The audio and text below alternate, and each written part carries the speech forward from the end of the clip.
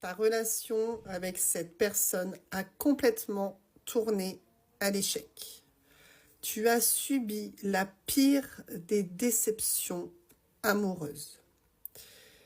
Et en plus, cette déception, elle t'a fait te replier sur toi-même tellement tu l'as ressentie grande.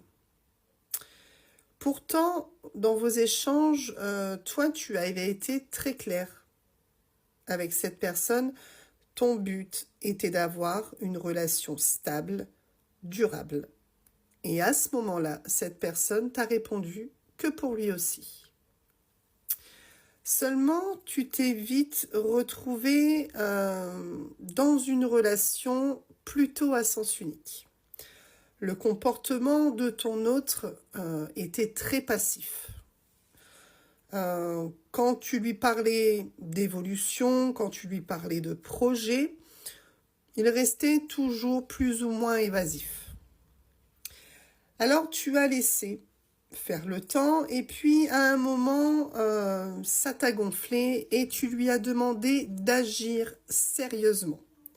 Parce que même s'il y a eu une période d'accalmie où voilà, tu as fait laisser le temps, peut-être tu as pensé que ça allait améliorer les choses, donc tu as fait confiance au temps, tu t'es rendu compte que ça n'avait pas changé grand-chose sur ton autre.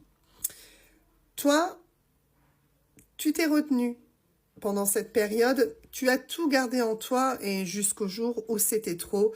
Et voilà, il y a eu des mots et tu as tenté de lui faire comprendre que là, c'était le moment de faire quelque chose.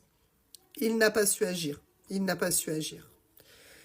Il n'a pas su agir comme il le fallait. Ses réponses et ses actes n'étaient pas ceux que tu attendais.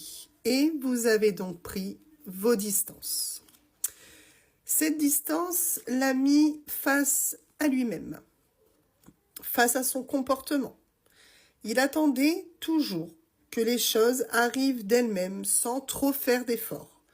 Et il s'est rendu compte que c'est bien, que c'était bien, à cause de lui, que les choses n'avançaient pas. C'était bien lui la source du fait que ça freinait beaucoup entre vous.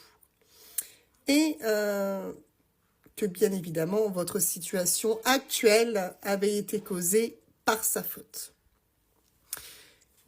Il a enfin décidé de se prendre en main, de se bouger et d'être maître de son destin. Il espère que